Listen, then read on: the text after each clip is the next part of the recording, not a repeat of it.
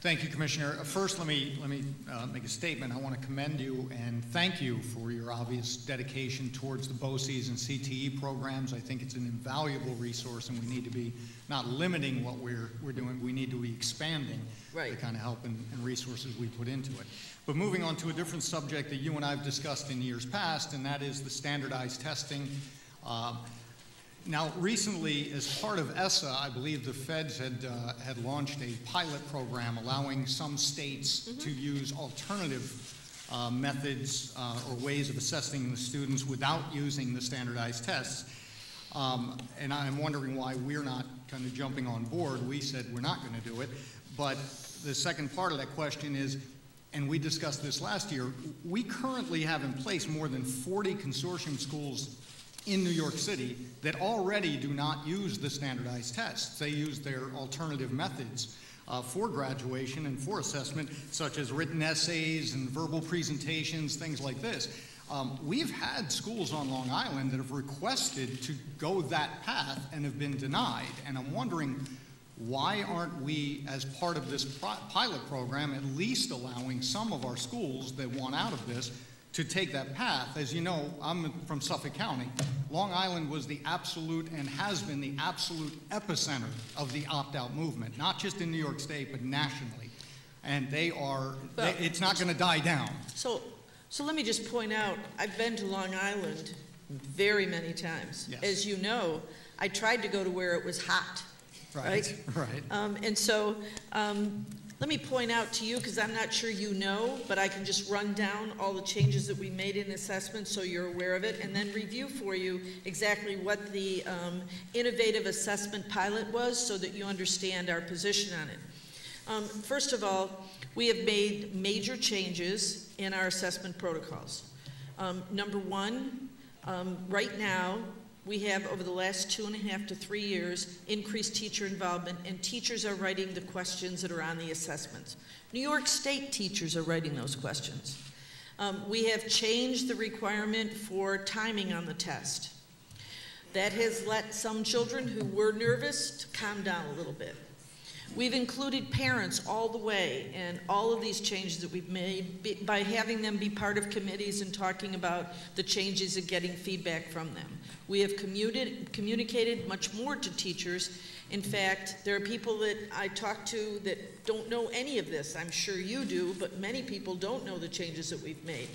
Not only that, last April, our regents have moved to go from a 3-day to a 2-day test, which when I went to Long Island was one of the major issues for Long Island. Yes. Now remember, these are only the grade 3 through 8 assessments. When you talk about the innovative assessments, that is the only project that they were accepting a change from. The requirement of the innovative assessment grant, which by the way brought no money with it. Right. The reason that we have decided with the regents and a subcommittee that is led by Regent Chin and Regent Norwood, the reason that we've decided to not do that is that it would be a major expenditure to change the 3-8 assessments when we've made multiple changes over the last 3 years that included teachers all the way, that included changes in the length of the test and changes in the administration of the test. So all those things have been changed.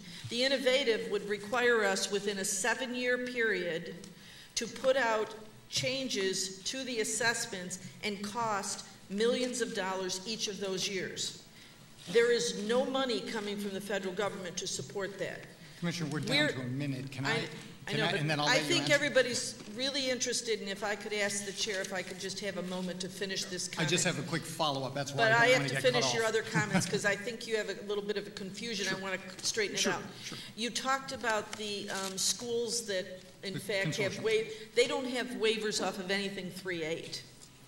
We're talking only there. You're only talking about high school programming. Correct. And we have put in place changes to requirements for graduation, and we're expanding that. So I would suggest to you that we have changed enormous numbers of things related to assessments and graduation requirements in New York State. We continue to look at all of those things.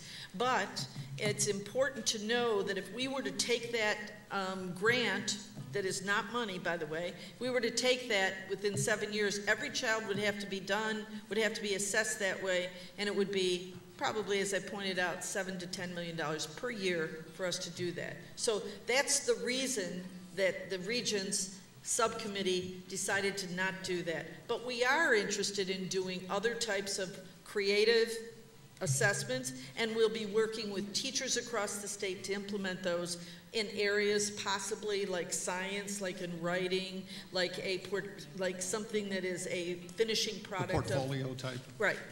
So all those things are on the page, and we examine them all the time. And we're open to allowing some of these schools that have been requested to allowing them to maybe do that, such as Pat Med has requested to do that. So I want to make it really clear. Sure. We have requirements for graduation, and we have requirements from the federal government. So I can't answer that as saying, yes, I'm open to anything, because I can't be open to everything. Right. But I just want to point out, we have never said to anyone, we won't talk to you, and particularly in the area that you represent, because I'm very open to working very closely to make changes, and we've done it.